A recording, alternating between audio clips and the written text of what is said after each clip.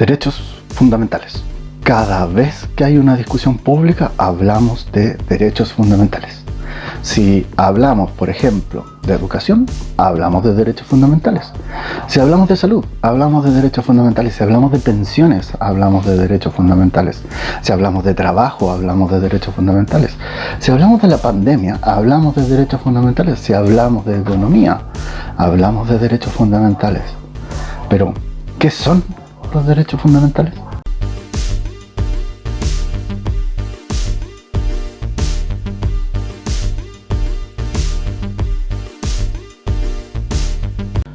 Lo primero sobre este punto es una pequeña aclaración. Yo no vengo acá a tratar de reflejar toda la tinta que se ha ocupado para escribir acerca de derechos fundamentales. Se trata solamente de ciertos contornos en la materia que al menos yo estimo son relevantes para poder comprender de qué hablamos cuando hablamos de derechos fundamentales.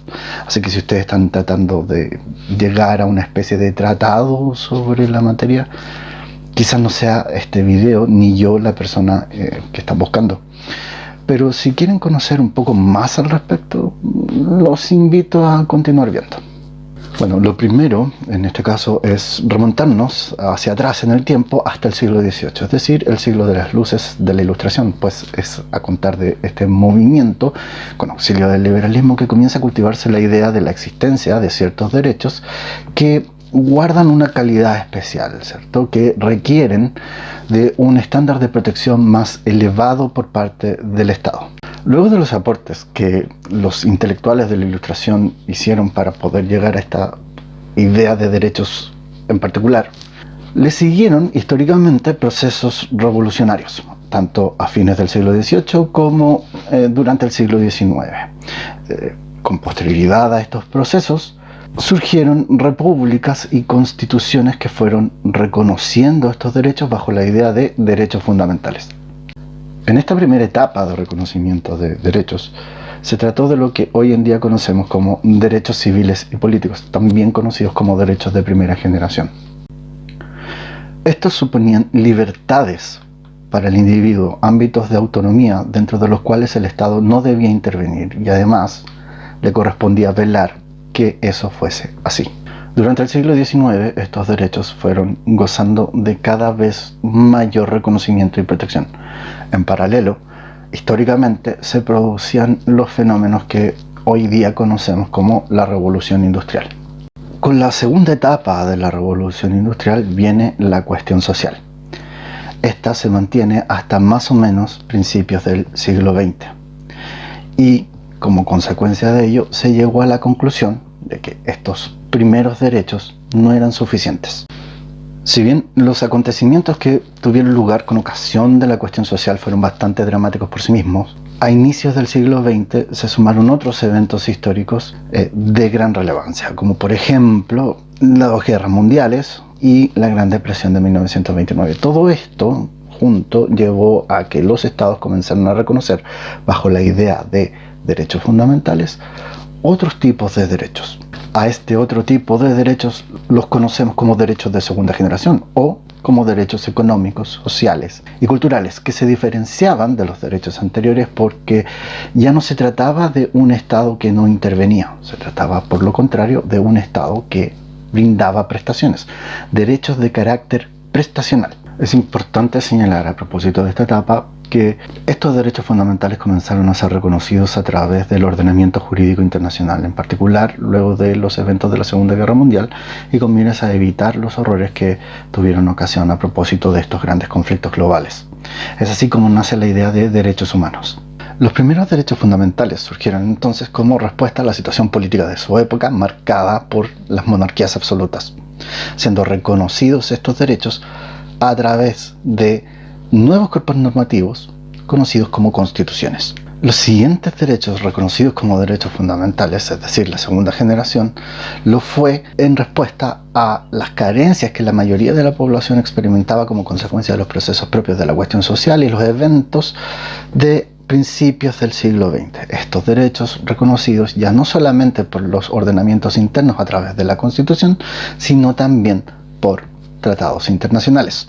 Finalmente, y luego de estas dos primeras etapas, los derechos continuaron su evolución paulatina, y así los estados los fueron progresivamente reconociendo, tanto a través del ordenamiento interno como el ordenamiento internacional, en una especie de tercera generación de derechos. La idea, eso sí, es llegar al concepto de derechos fundamentales. Bueno, tomemos el relato reciente y ofrezcamos como punto de partida la palabra derecho, que en este caso, ¿cierto?, está siendo utilizada en un sentido técnico. Sabemos que derecho como término puede tener múltiples significados, pero en esta situación particular la estamos utilizando desde su perspectiva subjetiva, es decir, entendida como una libertad, una facultad, una prerrogativa que se le reconoce a los individuos dentro de una sociedad determinada. Un segundo elemento a extraer del relato de la primera parte es que estos derechos son reconocidos por los estados como derechos fundamentales, es decir, son los estados los que le entregan a estas libertades, a estas facultades, a estas prerrogativas la calidad de derechos fundamentales. También, como ya se ha dicho, este reconocimiento puede venir desde el ordenamiento interno, fundamentalmente a través de la Constitución, pero también puede ser a través de la norma infraconstitucional, es decir, la ley u otro tipo de acto soberano, como también pueden ser reconocidos a través del ordenamiento jurídico internacional, es decir, a través de tratados internacionales o otro tipo de instrumentos símiles. Si tan solo ocupáramos estos dos elementos que hemos visto primero, podríamos decir que estos derechos fundamentales se tratan de libertades, ¿cierto?, que los estados reconocen bajo la idea de que son derechos fundamentales. Pero esto es apenas parte de la historia. Lo que pasa es que sean reconocidos como derechos fundamentales tiene consecuencias relevantes. Así que no debiese ser solamente la voluntad del Estado que los reconoce el motivo por el cual adquieren esta calidad particular. Debe haber un motivo profundo que justifique que sean reconocidos como tales. Bueno, sigamos ocupando de base el relato inicial. De ahí podemos extraer que estos derechos le pertenecen a la persona humana, es decir, a un individuo de nuestra especie. Lo que nos lleva a preguntarnos, ¿qué es lo que hace que un individuo sea conocido como parte de la especie humana? Fundamentalmente se va a tratar de que podemos identificarnos como individuos de una misma especie, de reconocernos como tales y de tener conciencia de ello. Esto es lo que finalmente nos diferencia de otros individuos de otra especie. De lo anterior necesariamente surge la idea de que nos debemos cierto respeto recíproco entre miembros de nuestra misma especie, por el solo hecho de ser parte de esta misma especie. Es a esta característica en particular que la conocemos bajo el nombre de dignidad. Todos los seres humanos estamos dotados de dignidad. Es una característica que nos acompaña desde el primer día de nuestra existencia hasta el último y no puede separarse de nosotros, aunque intenten arrebatarnos nuestra dignidad o incluso si quisiéramos renunciar a ella. Es absolutamente inherente a la persona humana. Pensémoslo entonces, cuando estamos frente a otro individuo de la especie humana, estamos frente a otro ser dotado de dignidad. Una dignidad que es igual a la propia. Por lo tanto, desde esa perspectiva al menos, nos podemos reconocer como iguales. Del mismo modo, entonces, si entendemos la dignidad como un respeto recíproco que nos merecemos los individuos de la especie humana, podríamos decir que yo, por el hecho de ser un ser humano dotado de dignidad, nací libre. Así que al momento de encontrarme con otro individuo de la especie humana, también podré identificar que por el hecho de estar dotado de dignidad, esa persona también es libre. Tenemos entonces una trilogía conformada por la dignidad, la libertad y la igualdad. Habrán entonces ciertos derechos que tienen una relación estrecha con esta trilogía. A esos derechos los vamos a conocer como derechos fundamentales. Es por ello que cuando un Estado determinado, ya sea a través de su ordenamiento interno o el ordenamiento internacional, reconoce un derecho fundamental, lo que hace es reconocer que existe un derecho que está estrechamente vinculado con la dignidad, con la libertad o con la igualdad. Y por lo tanto le corresponde respetarlo y protegerlo. Así como ocurre con la dignidad que nos acompaña permanentemente y no puede separarse de nosotros, ocurre con estos derechos, ya que ya sea por la vía de la libertad o la igualdad están estrechamente vinculados con la dignidad. Es decir, aun cuando quisiéramos renunciar a estos derechos, no podríamos hacerlo y tampoco podrían sernos arrebatados. Estos derechos nos pertenecen como persona humana, es decir, somos titulares de ellos por el solo hecho de ser un miembro de esta especie, y no es necesario que cumplamos con ninguna condición para poder gozar de ellos, ni mucho menos cumplir con un deber. En consecuencia, por supuesto, ningún acto soberano podría arrebatarnos estos derechos. La soberanía podemos entenderla como el poder del Estado. De hecho, hay que recordar que estos derechos fundamentales surgen en un primer momento como una respuesta a la influencia que el Estado tenía sobre la vida de las personas a través de las monarquías absolutas. Por ello es que su primer rol histórico fue precisamente el ser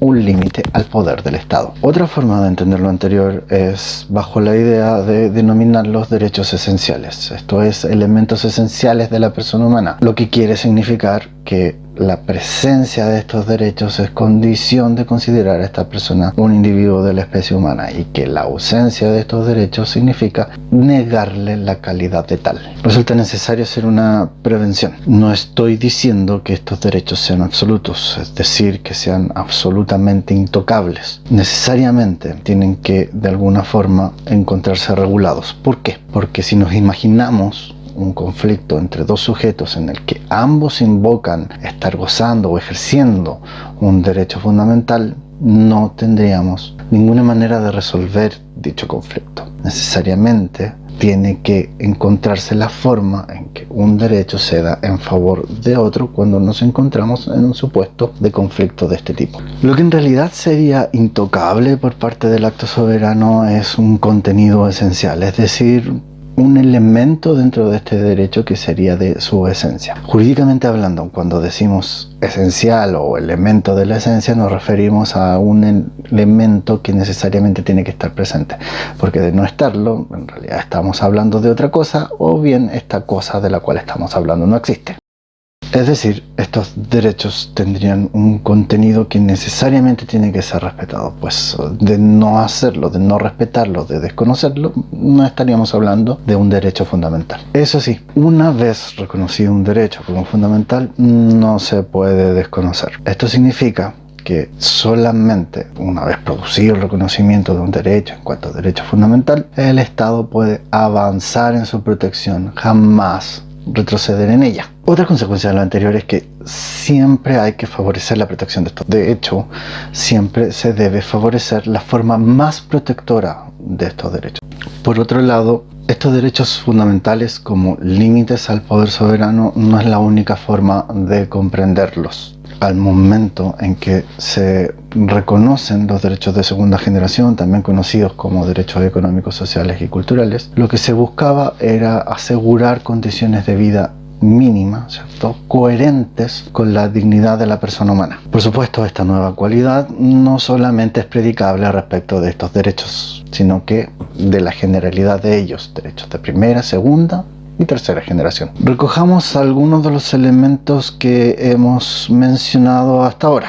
Podríamos decir entonces, a partir de ello, que por derechos fundamentales nos referimos a derechos esenciales que emanan de la dignidad de la persona humana y que han sido reconocidos como tales por los estados a través de sus propios ordenamientos o bien a través del ordenamiento jurídico internacional. Lo importante es reconocer la importancia de este tipo de derechos en la forma como desarrollamos nuestra vida diaria. Para finalizar, señalar solamente que lo que se ha comentado en este video es apenas la punta del iceberg en lo que se refiere a conocimiento sobre derechos fundamentales. Pero es un punto de partida que nos va a permitir, con el tiempo, adentrarnos un poco más a conocer sobre este mundo que son los derechos fundamentales. Por supuesto, muchas gracias por poner atención y estaremos viéndonos en una próxima oportunidad. Hasta luego.